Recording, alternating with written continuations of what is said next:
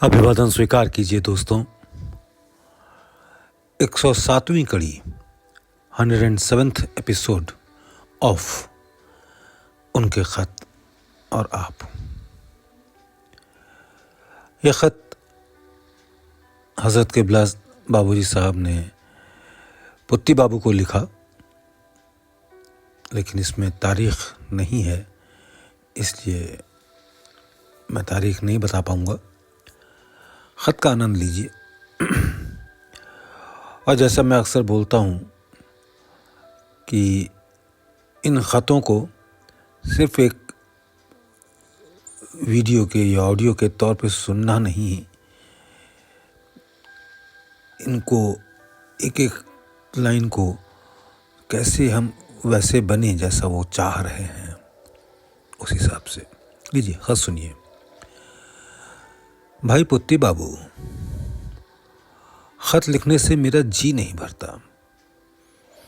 कैसे भी ऐसा हो जाए कि आप लोगों को आला तरक्की पर या मेराज़े तमन्ना पर देखूं। मेराज़ कहते हैं सीढ़ी को, लैडर। तमन्ना की जो सीढ़ी है उसमें सबसे टॉप पर देखूं।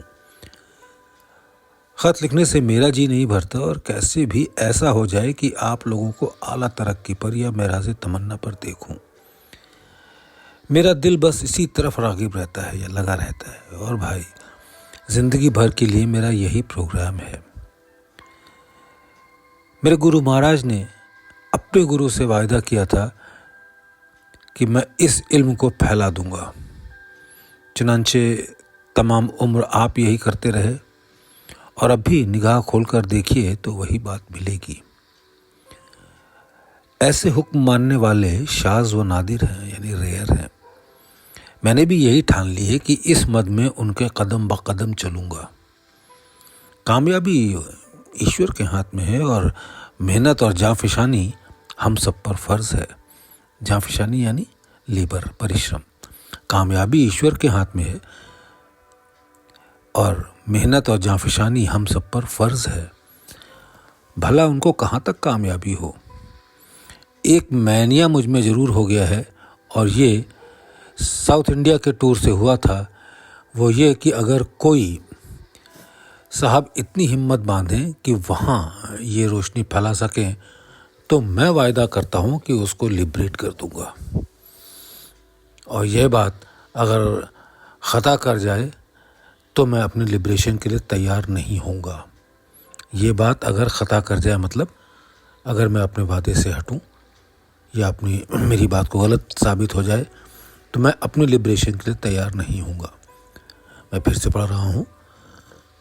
कोई साहब इतनी हिम्मत बांधे कि वहाँ ये रोशनी फैला सके, यानी साउथ इंडिया में, तो मैं वायदा करता हूँ कि उसको लिबरेट कर दूँगा।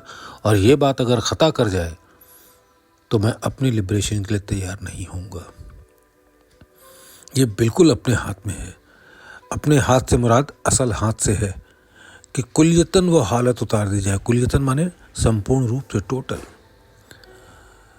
कुल्यतन वो हालत उतार दी जाए, मगर कोई इस हद तक सर्विस और सेक्रीफाइस के लिए तैयार भी हो।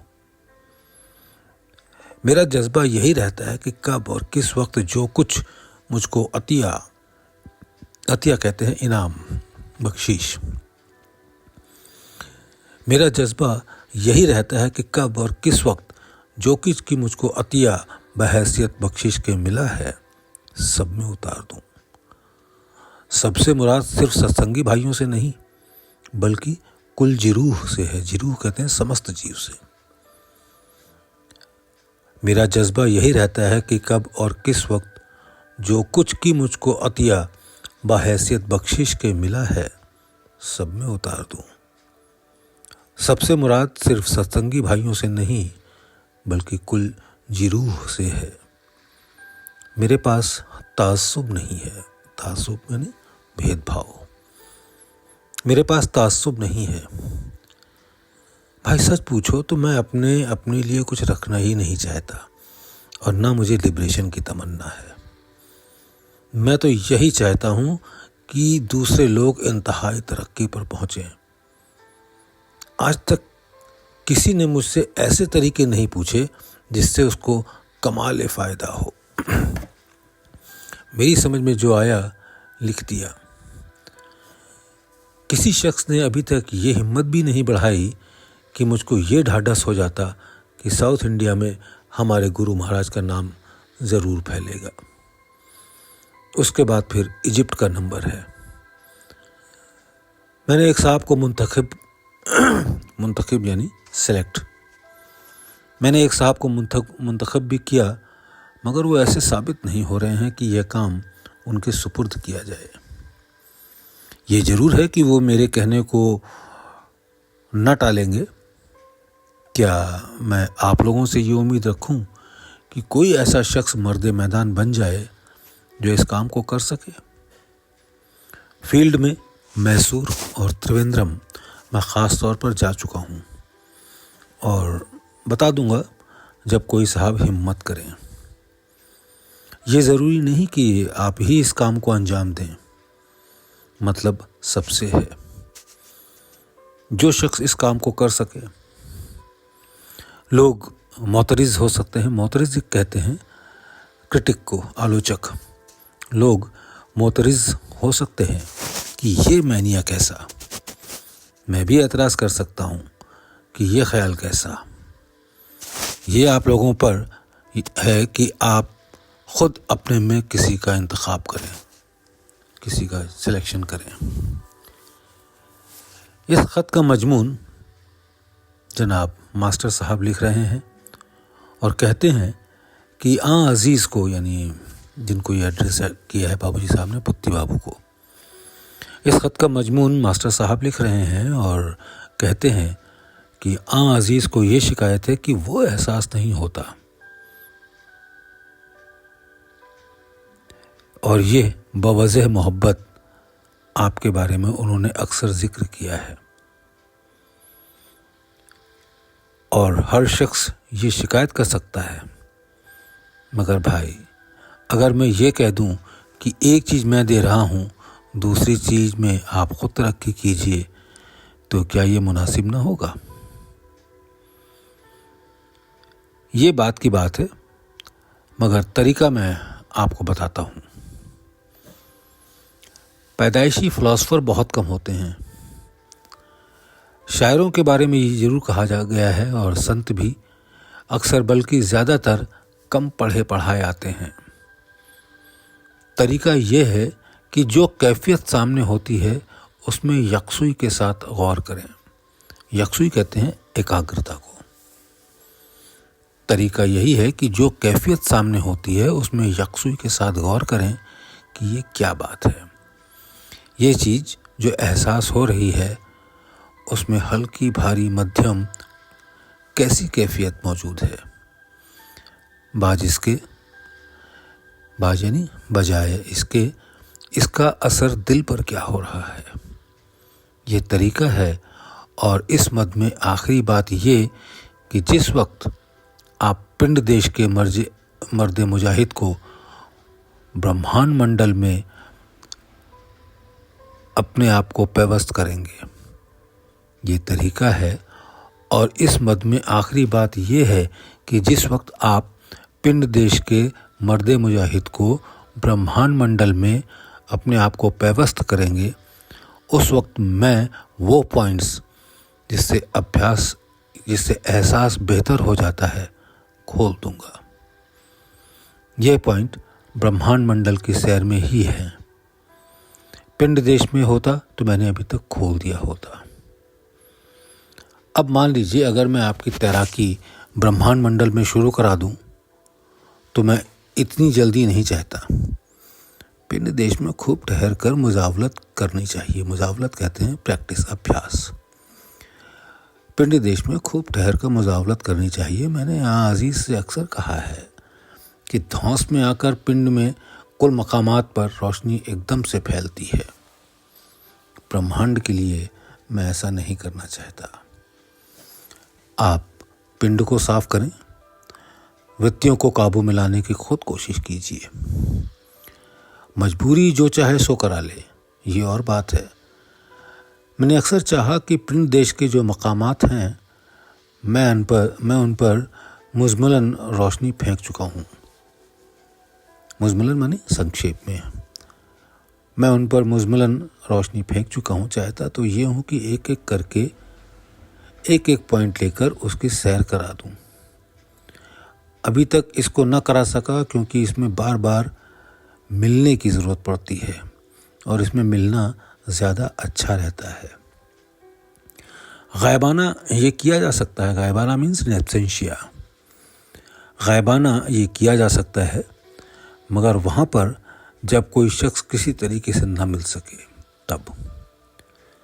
अब इसमें एक बात ये ज़रूर रहती है कि अपनी आप अगर सैर बढ़ाता है तो बड़ी हिम्मत तबीयत में बढ़ती है और लुत्फ़ में और सुरूर अपनी कसब लिए हुए हालत का ज़्यादा आता है। जैसे कि लोग कहा करते हैं कि अपने हाथ का बना हुआ खाना ज़्यादा लजीज होता है। इस मद में मैं आपका मोहताज हूँ। मोहताज गुलाम। इस मद में मैं आपका मोहताज हूँ। जैसा आप कहेंगे किया जाएगा। अक्सर लोगों से इत्तेफाक पड़ा है कि मुझको ये कुल सैर अपनी ही हिम्मत से करानी पड़ी। किसी ने अपने दिल में मोहब्बत इस हद तक पैदा नहीं की कि खुद ब खुद सैर हो जाती। मेरी तबीयत में जल्दी है, गो मेरे गुरु महाराज ने इसको मेरी हैसियत के हिसाब से बहुत कम किया है। जब कोई शख्स अपनी हिम्मत से आगे नहीं बढ़ता तो मुझे मजबूरन जल्दी करनी पड़ती है। इसके मायने ये नहीं कि लोग मुझको इस बात पर छोड़ दें और ख़ुद मेहनत व हिम्मत ना करें। ये इस मत के ख़िलाफ़ होगा। God helps those who help themselves। मैंने अक्सर इजहार किया है और मुमकिन है कि कहीं लिखा भी हो कि हकीकी बातें ख़याली तौर पर तकलीफ़दायक हों। मेरी समझ में यह ख्याल निकलते ही ये समझ लिया जाए कि ये मेरा ख्याल है। मेरी समझ में ख्याल निकलते ही ये समझ लिया जाए कि ये मेरा ख्याल है तो ये बात अभ्यासी के लिए बड़ी मुफीद रहेगी। मुफीद, फ़ायदेमंद। मगर समझ में नहीं आता कि लोग इस पर अमल कर रहे हैं या नहीं। कितनी आसान बात मैंने बतलाई है और तुम्हारा रास्ता ही दर हकीकत सहज मार्ग है। ये तय है कि पढ़े लिखे लोग होते हैं और ख़ुसूसन कानून पेशा लोग ऐसे काम ना करेंगे जिसका नतीजा जेल या हब्स मुदाम यानी कारागार हो, बल्कि ज़रूरत कितनी ही मजबूर करे मगर ऐसे काम में वो कभी दाखिल ना होंगे। तो ताज्जुब है कि आप लोग उमूमन सब पढ़े लिखे तबके के हैं। ऐसी बातें क्यों अमल में लाएं कि जिसका नतीजा अखलाकन और रूहानियत के लिहाज से खिलाफ हो और वो सज़ा व जज़ा के पाने वाले हों। जज़ा कहते हैं रिवॉर्ड को। और वो ऐसी सज़ा अपने मालिक की तरफ से हो जहाँ झूठ डिफेंस कुछ काम नहीं देता, जहाँ झूठा डिफेंस कोई काम नहीं देता। इसके मायने यही समझे जा सकते हैं कि उसको ईश्वर से खौफ उतना भी नहीं है जितना वक्त के बादशाह से है। मैं ये चाहता हूँ कि हर बात डायरी की शक्ल में मेरे पास आती रहे, मगर कोई शख्स सिवाय इक्का दुक्का के नहीं करता। मतलब ये है कि अगर डायरी की शक्ल में मेरे पास हर मालूमात आ जाएं तो इसी लिहाज से मैं रुजू होता रहूं। इससे मैं रूहानी कैफियत ही नहीं चाहता बल्कि अच्छाई बुराई सब चाहता हूं और ये चीज़ मेरे पास कॉन्फिडेंशियल रहेगी। मैं अपने गुरु महाराज को अच्छाई बुराई सब लिख देता हूं। ये ख़त गालिबन दीगर भाइयों के लिए भी मुफीद मतलब होगा। ये ख़त बाकी सब अभ्यासी भाइयों के लिए भी फ़ायदेमंद हो। इसलिए अगर आप मुनासिब का ख्याल करें तो उनको भी ये ख़त दिखा दीजिएगा। बच्चों को दुआ गो रामचंद्र।